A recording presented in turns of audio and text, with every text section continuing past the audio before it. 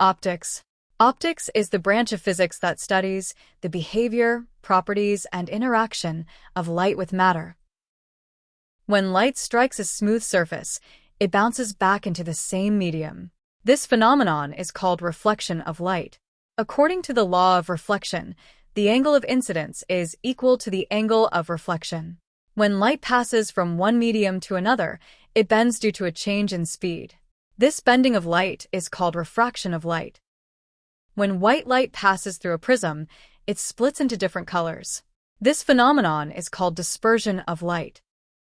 When light passes through a narrow slit, it bends and spreads out.